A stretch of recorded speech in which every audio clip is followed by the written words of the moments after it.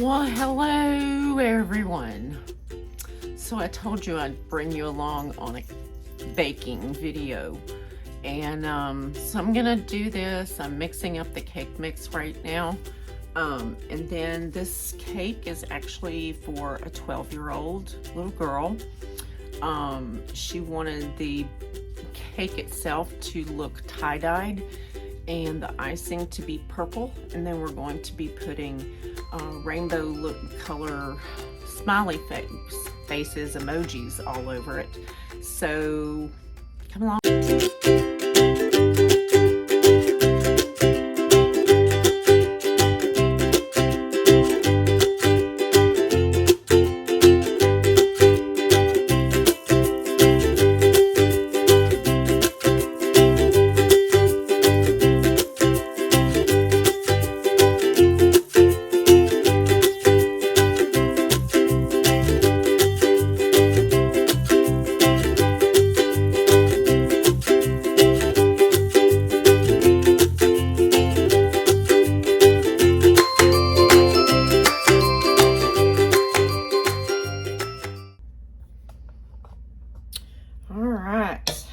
So let's see. So in order to do tie-dye, you get to mix up different colors of batter.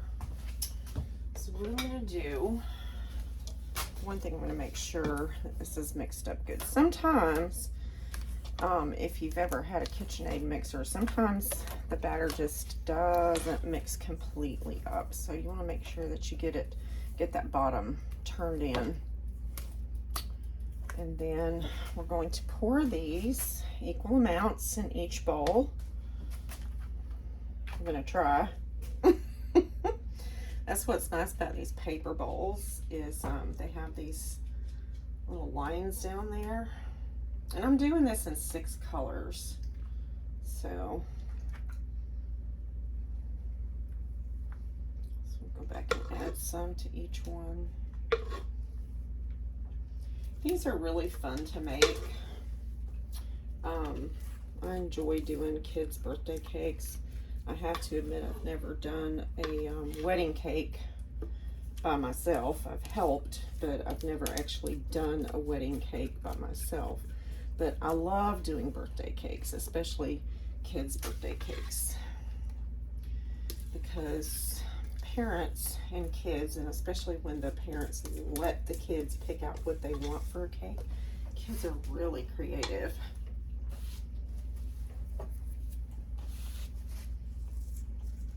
This is French vanilla. There's also a misconception that when you're doing decorated cakes, that bakeries actually bake cakes from scratch, which is for the most part untrue.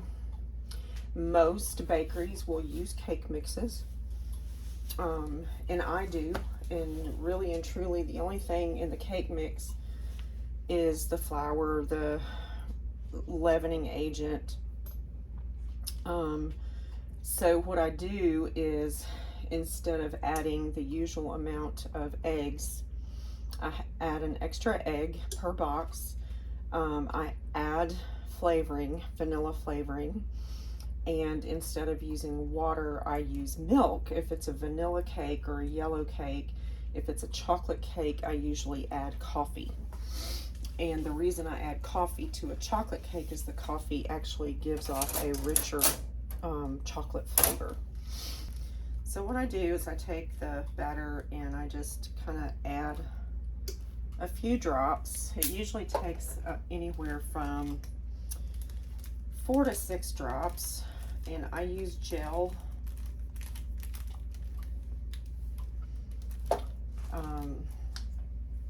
Food coloring. And let's see, green. Some of these are more fluorescent. It really doesn't matter when it goes in a cake batter because they all kind of turn out very similar. But the fluorescent colors are a little bit brighter. This one, I'm gonna have to get some purple before next weekend.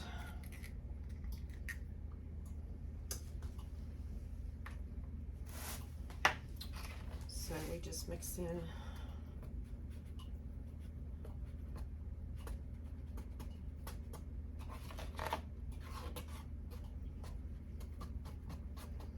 stirring the food coloring to the batter.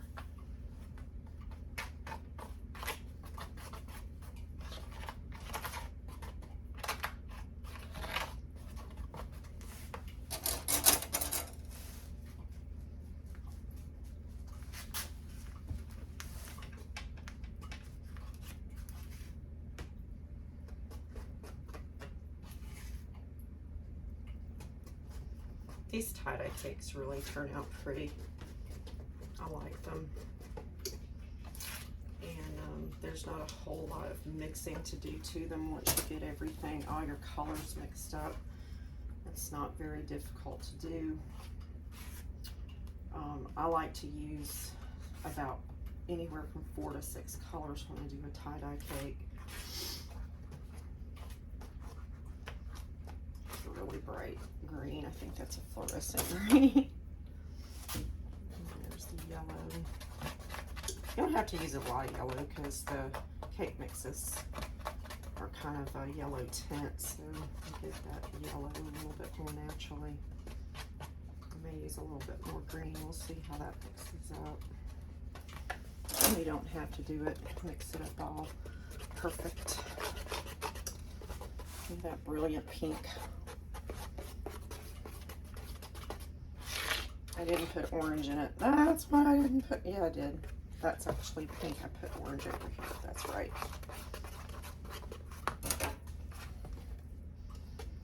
Yeah, there's my orange.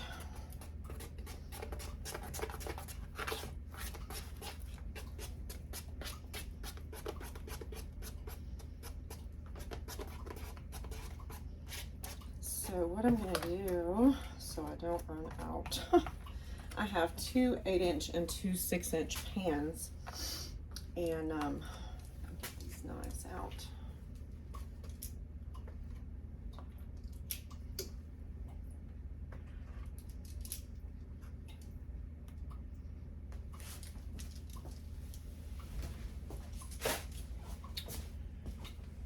And then what I'm going to do is just, I'm going to make, I think I'll kind of make orange the base of this one. You just kind of pour a little bit here and there. You don't have to really make a base. You just kind of pour.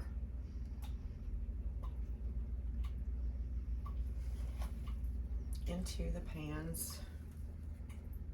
And we get a little messy doing this, but that's okay.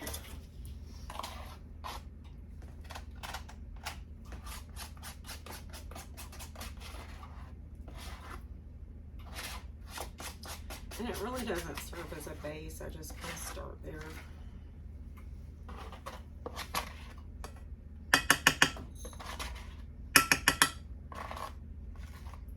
Like I said, these tie-dye cakes are really kind of fun to do.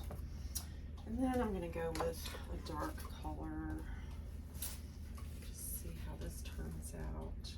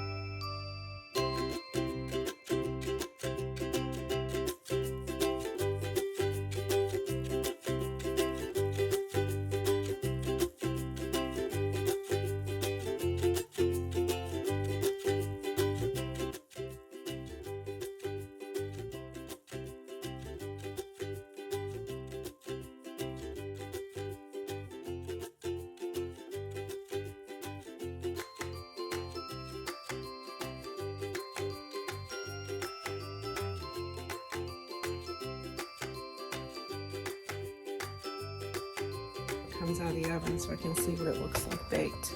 All right, so we're gonna pop it in the oven and clean up a mess.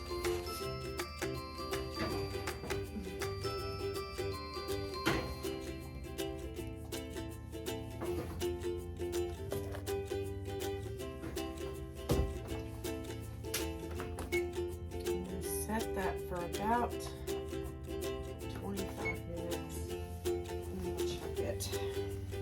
Then we'll be back. Okay, so we're gonna mix up our buttercream icing now, or at least the crumb coat. And yes, I make my own icing. That's the part that makes the cake so good. I'll tell you, once you learn how to make your own buttercream icing, you will not buy store-bought icing again.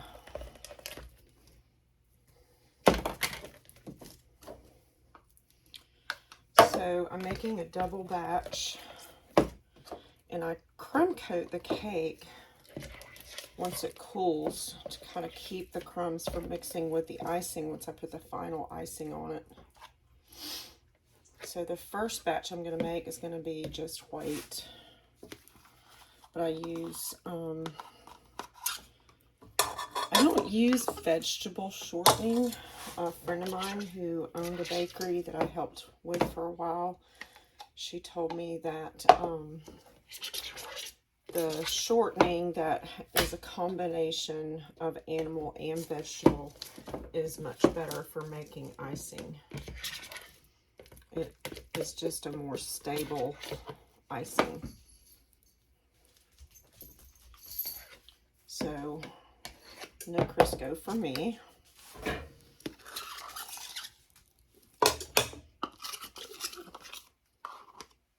If I did use Crisco, I would have to mix some lard or tallow with it. This is shortening, and it says for meat, fats, and vegetable oils. And it's a great value brand. So I've used 2 cups. And I'll go ahead and start creaming.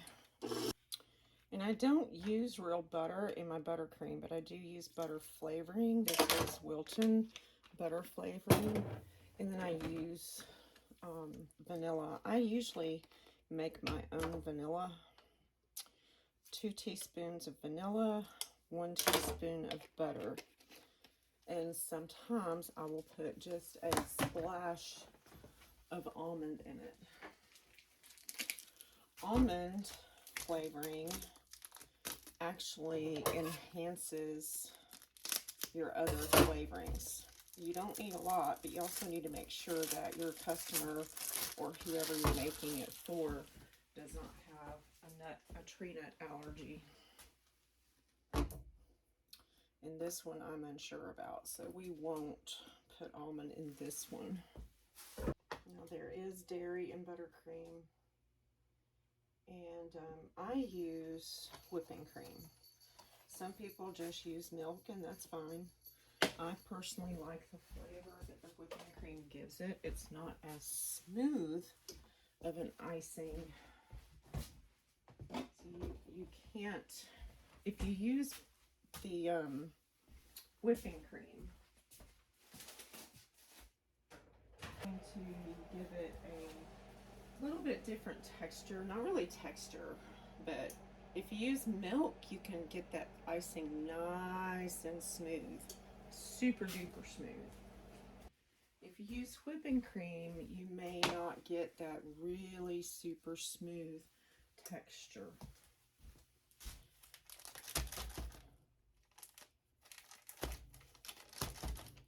I use 2 pounds of powdered sugar per double batch. And my husband was so kind to buy me these huge bags at Sam's. And it's hard to measure out. It's just easier for me to buy the 2-pound bags at Walmart. So, but he was being nice and trying to be nice. And you start it on low. Otherwise, you're going to have white powdered sugar everywhere.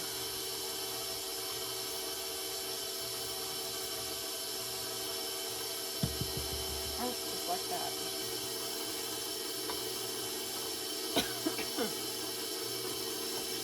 I'm going to add in my milk slowly, or my whipping cream, whatever I'm using. Because some days, if it's more humid than others, then you're not going to need as much. It's usually about a quarter cup of milk. And I do heat it up. And this one takes a whole lot today. And you got to keep clearing your beater. Because it is thick when it starts up.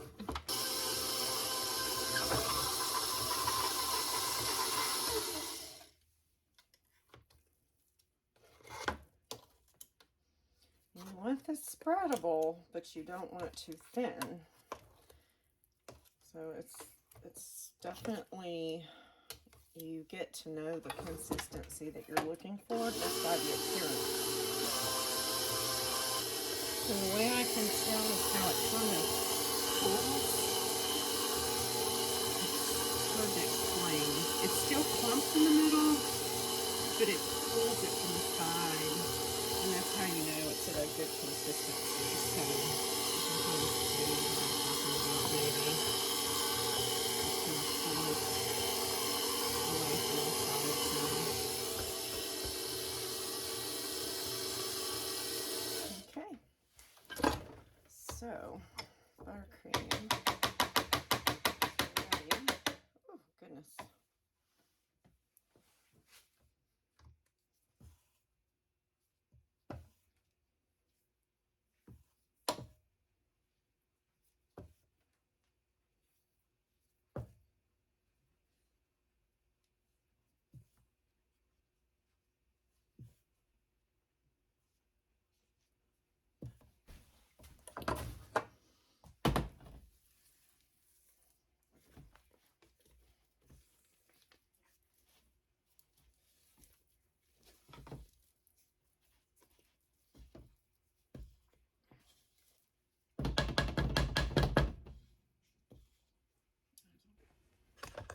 All right, so I'm going to check the cakes.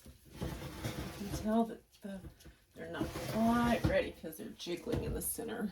But look how pretty this is. You should see how pretty that is. The tie-dye really bakes up pretty. Really pretty. When you're checking the doneness of cakes, you want to use a knife inserted into the center. And when you're checking for cupcakes to be done, you want to check with a toothpicks.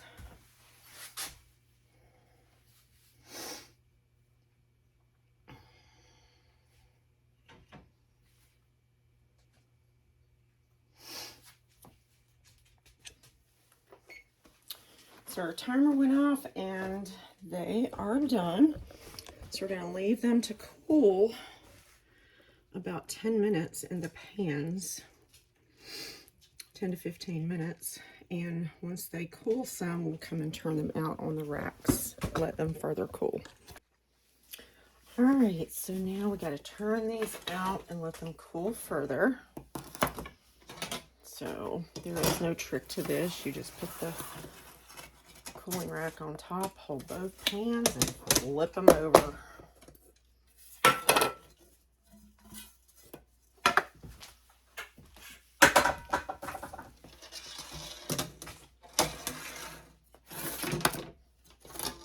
And make a pretty, not pretty.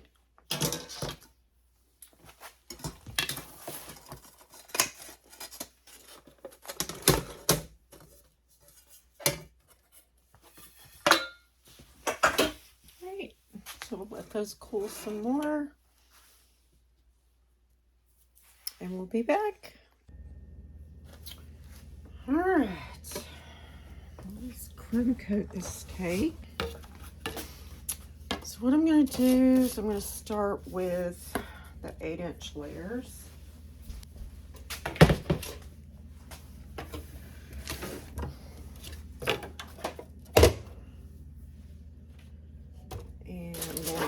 tort them first. Now, when you tort them,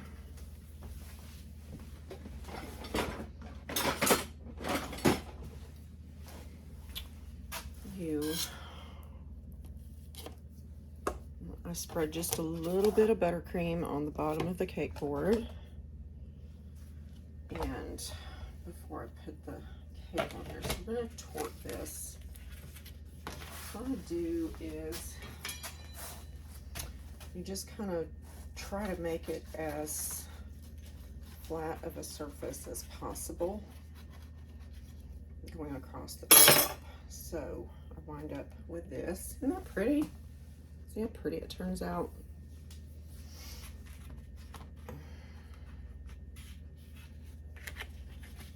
So I always place this one on the cake board, the squarest side down. This is going to be my plate where I put my torted trims.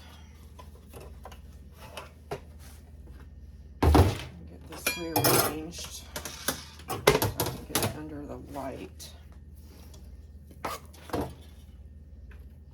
So now I'm just putting the crumb coat on. The crumb coat basically is just to make sure that your crumbs don't show up in your cake icing once you put the final icing on.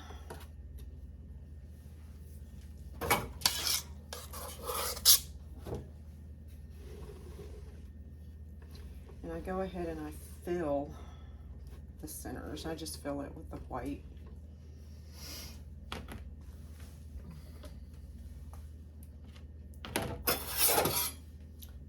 Tort this one.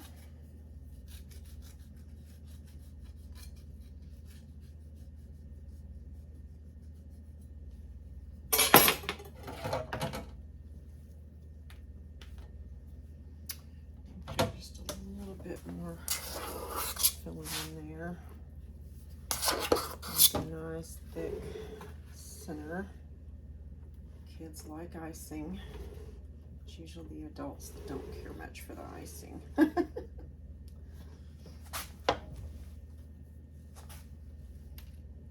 then I turn that upside down. And it makes a nice round, you know, smoothed off surface. Now, when I do this, I'm going to have to turn my water on.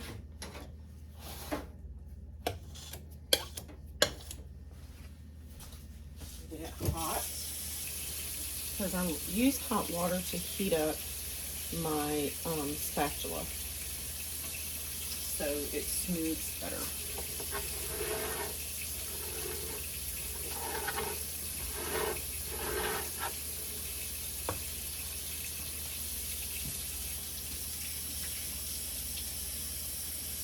You don't really want it wet. You don't want your knife wet. So when I heat it up with underneath the hot water, I sling the excess water off before I crumb coat. But crumb coating just sets everything so when you do go to ice it with the purple, then you won't get crumbs all in it. I'm going to pull some of this out so I don't, and I'll probably wind up having to do some more icing anyway.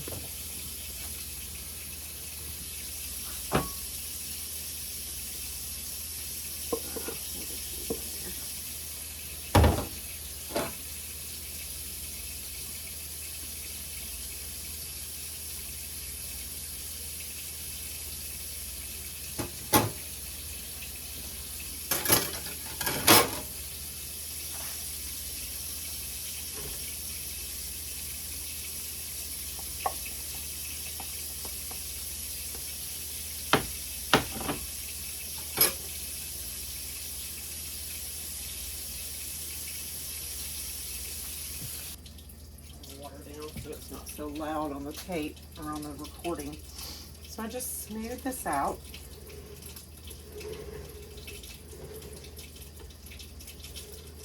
And you really just want a thin coating. You don't want a super thick coating. You're not trying to cover it completely. You're just trying to get a nice canvas to apply the purple.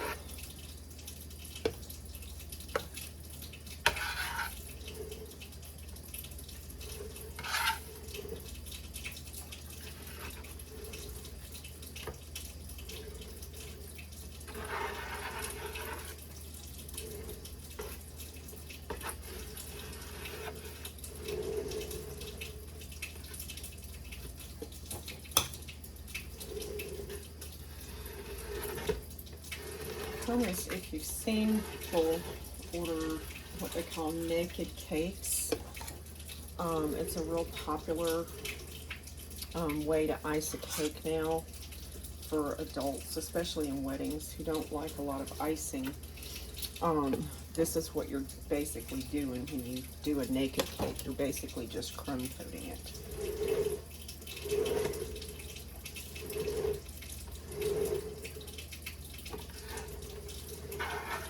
All right.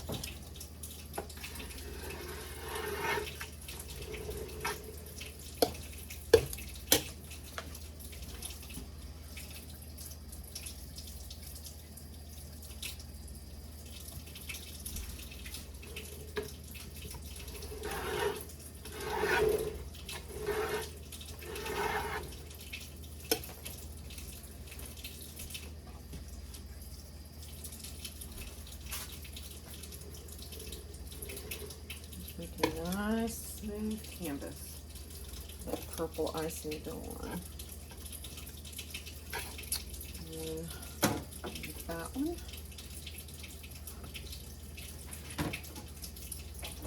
And I'll do the 6-inch.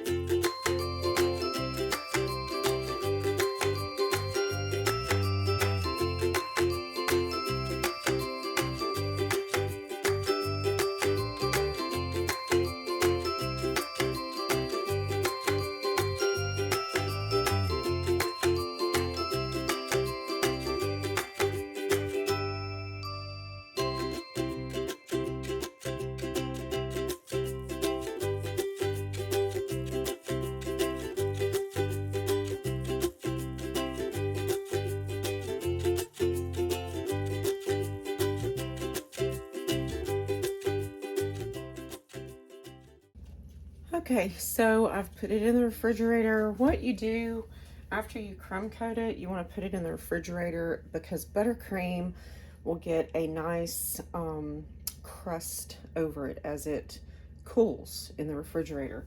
So we're going to let that cool and crust, and I'm going to run to the bank. All right, about to ice this thing purple.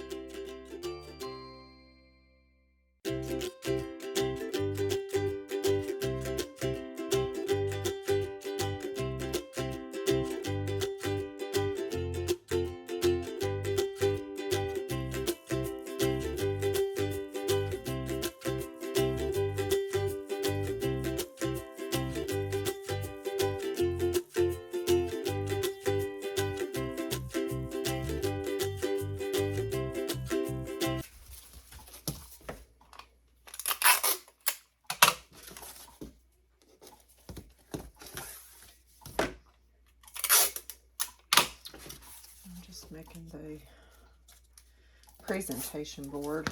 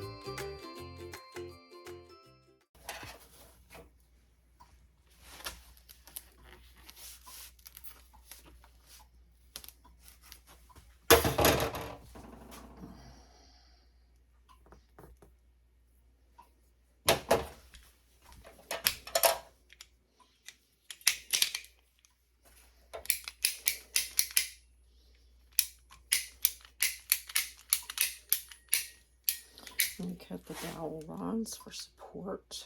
Support that second tier.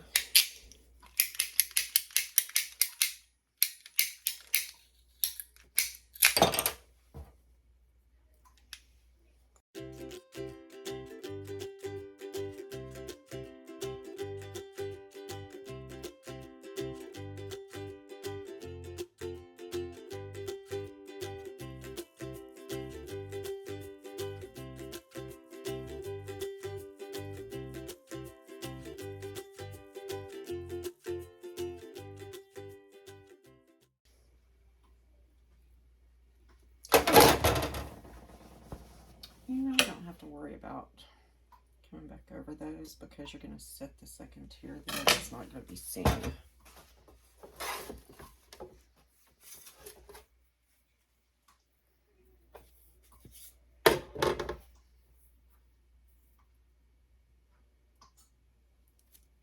Okay. So I'm going to put this back in the refrigerator, let it crust over some.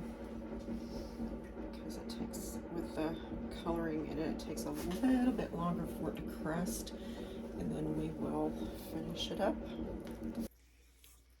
And I don't waste excess icing. I freeze it. It freezes very nicely. And I use it when I do other cakes if I need that color. I've already got some icing sometimes with some color. It's like, I think I have some black. I'm going to do some fondant decorations with this smile emoji.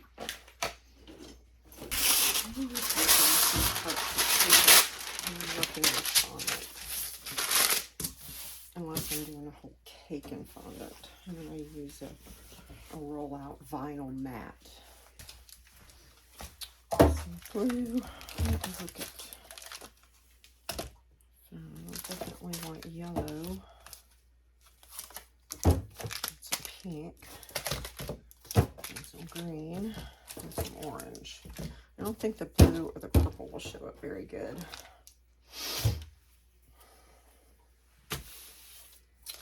So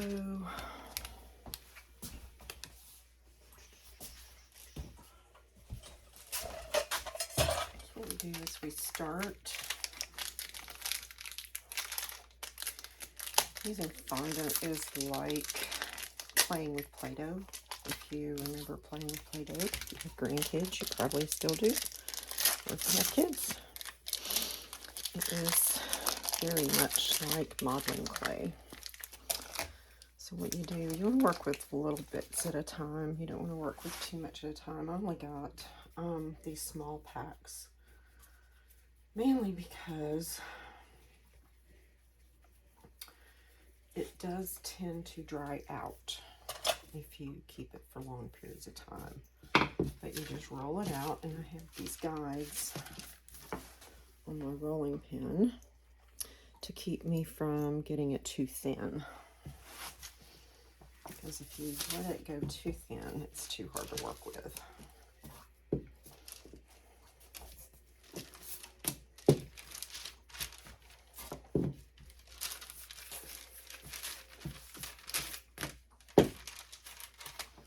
See, it's already getting a little thin even with the guards on there.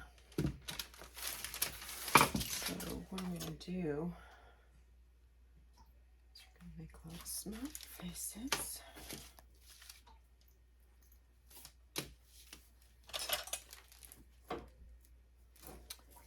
I'm not going to do them real big. I'm going to do small ones because it's not a huge cake.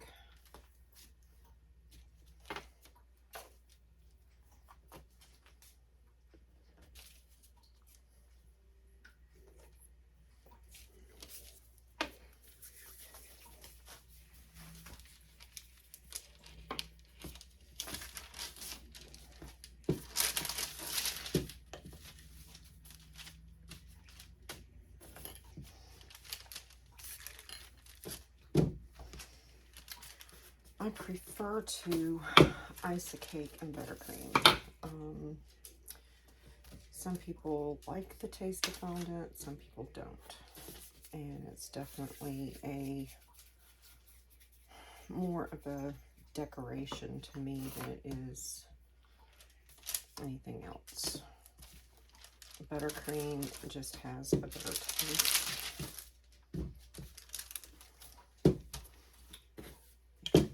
Do one big pink one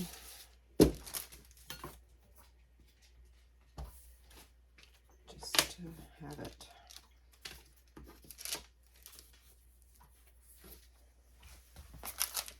And you can seal this back up in a zip up bag and it'll keep for a while. So you have to make sure you got all the air as much as you can get out.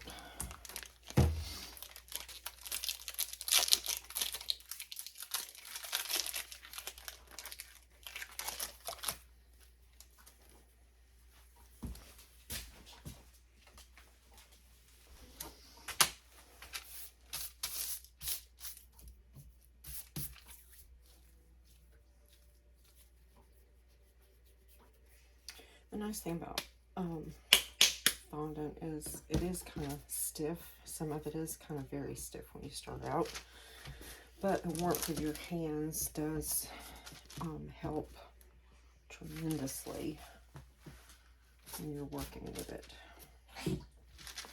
If you have cold hands, you probably want to run under some warm water.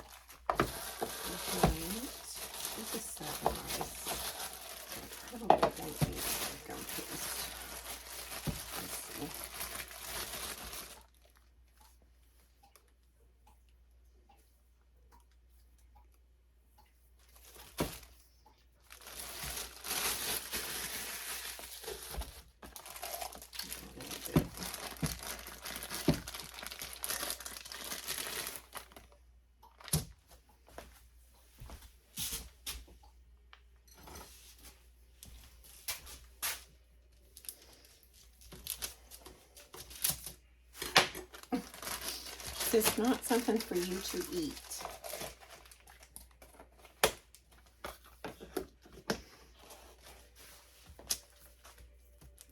Gum paste is very stiff. But like I said, if you want to stiffen up and get your fondant more hard, and just mix a little bit in with it. Work it in. It's good exercise if you have arthritic hands. It's really good exercise for your hands.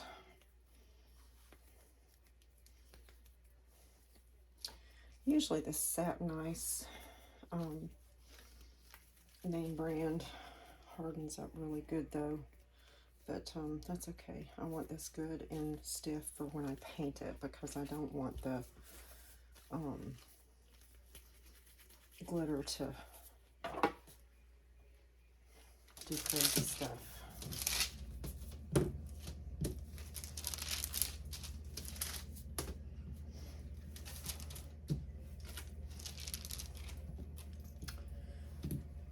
So she wants a silver outline to the letters. Well, that gets a little difficult. So what I'm doing is I'm going to cut out shapes.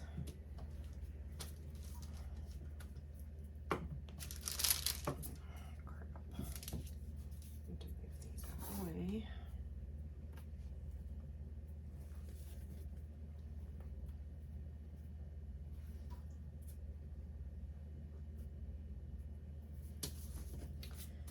And what I'm going to do is I'm going to cut shapes to go behind them and paint the shapes silver. Right size. Yep. Okay, so I'm going to need 3 squares.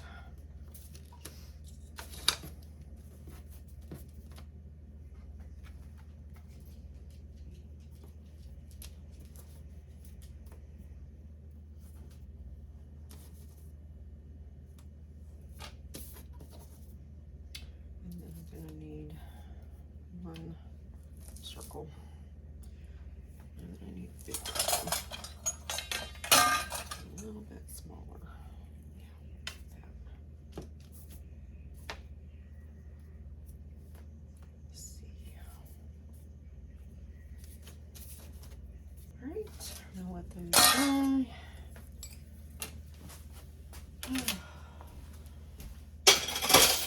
Take a break.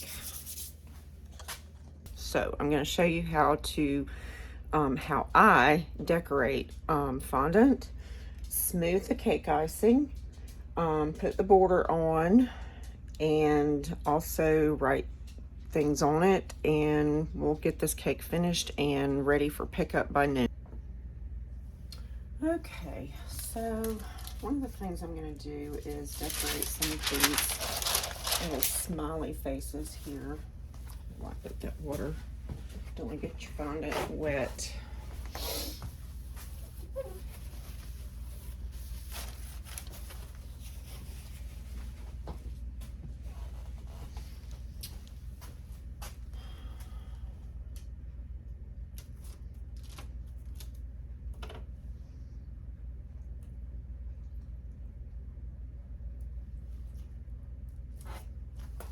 So I'm using some black icing, and I'm decorating just the little smiley faces here.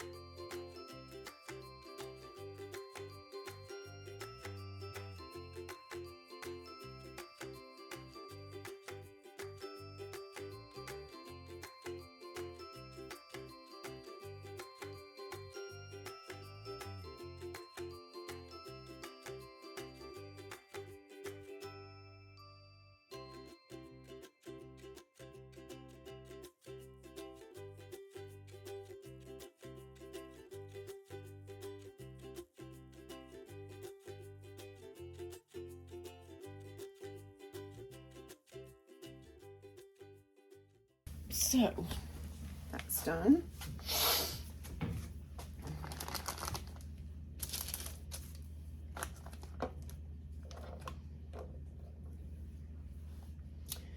Now I need to mix up the glitter paint. This is edible glitter. If I can get it open. It's going to be testy. I hate these seals. Sometimes when you pop them off, you lose half of your product.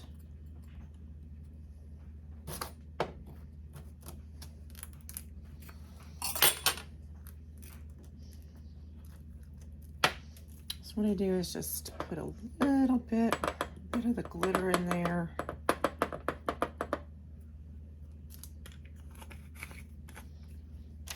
And then I mix just a wee bit of vodka now. I'm going to do just a little bit. So I don't even use enough vodka to make a difference, but that's the best way to make your spreadable paint. It's actually a little thin. Got a little bit more glitter.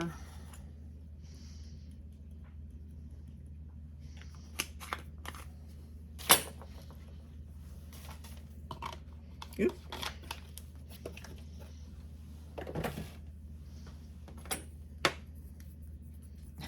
Now I got it too thick. Okay.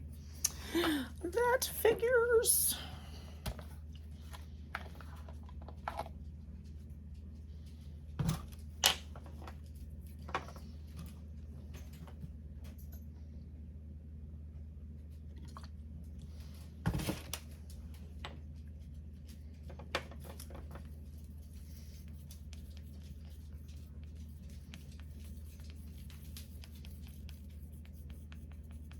There, that's getting there. And it's just about the consistency of paint.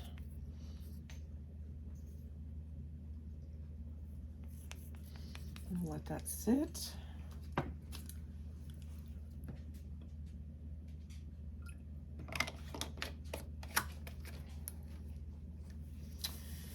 Now, I need to trim these just a wee bit because I don't want all these rough edges.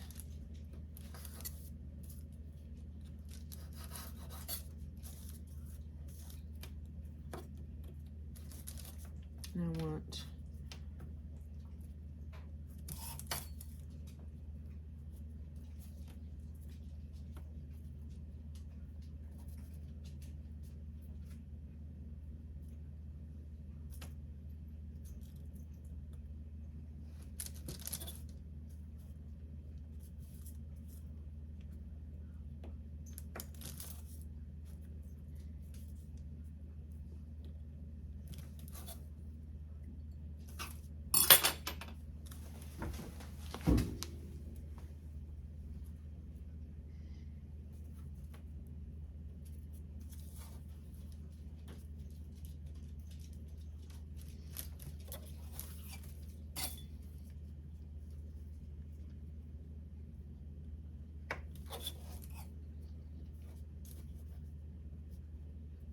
oh, the little end broke.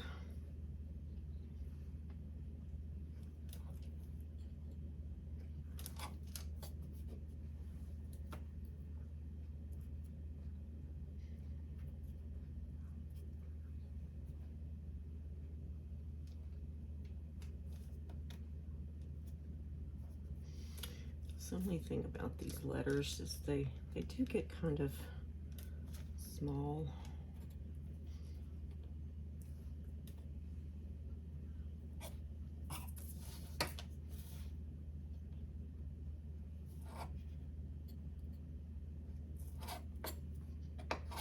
It looks like Pac-Man.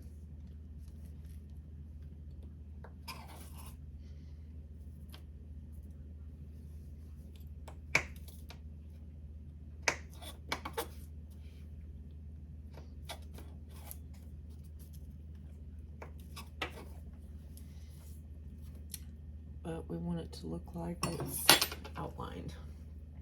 We'll fix the M later. And now we're going to paint these little white outline thingies.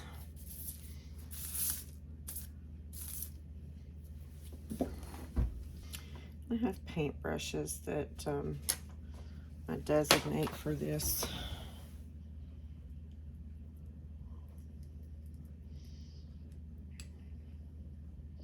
I'm going to try this on one of my spirit things. Oh yeah, that worked nicely.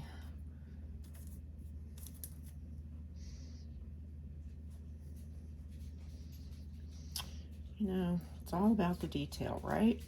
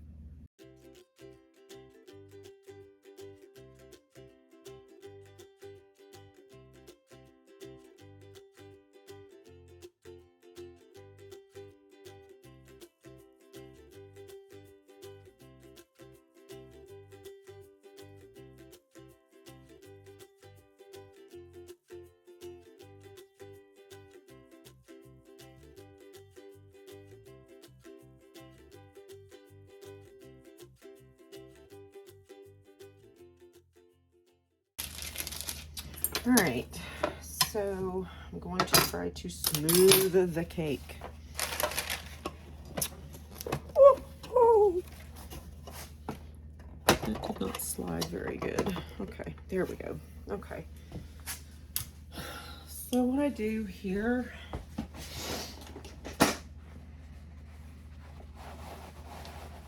some people use parchment paper, some people use Viva paper towels. I like the Viva paper towels, and I have even used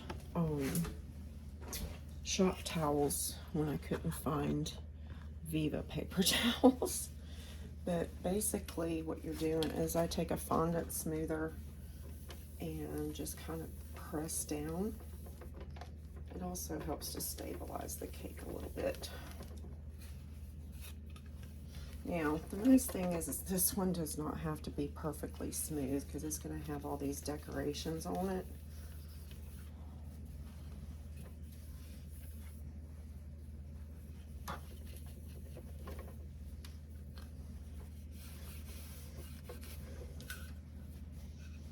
Now we'll probably go back over with a very thin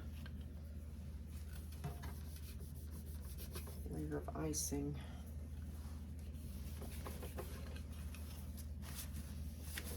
I actually like the look of the cake when it's not really super smooth. Just me.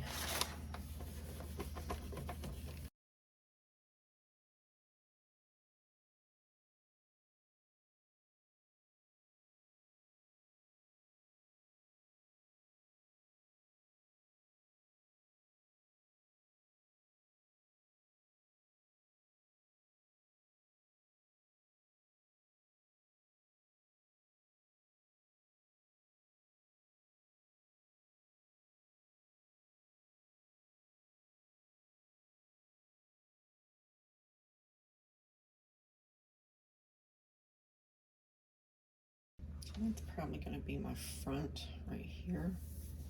So what I'm going to do is I'm just going to make like a little indentation here to mark my front.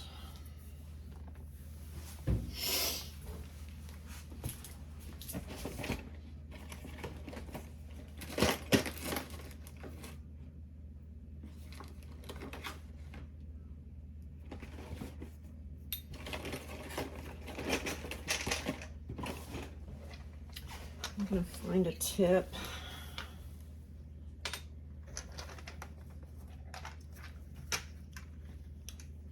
Of all my icing tips to give me a pretty border.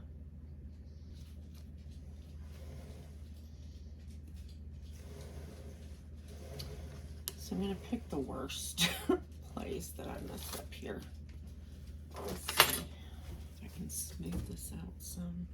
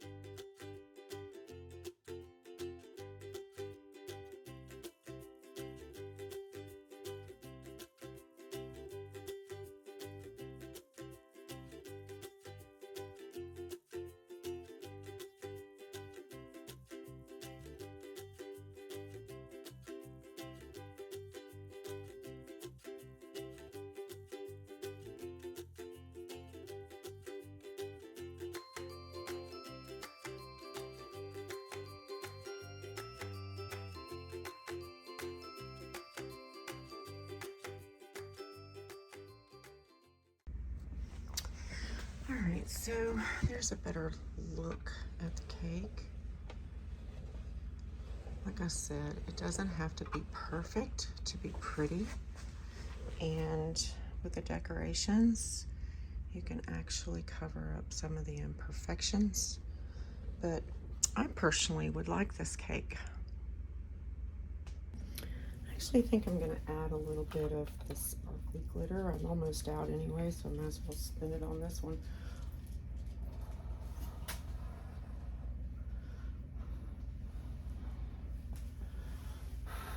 Make the whole cake sparkle. All right. I need to add that to my shopping list. All right, let's get some still pictures. So there's the top, and there's the sides, and the back.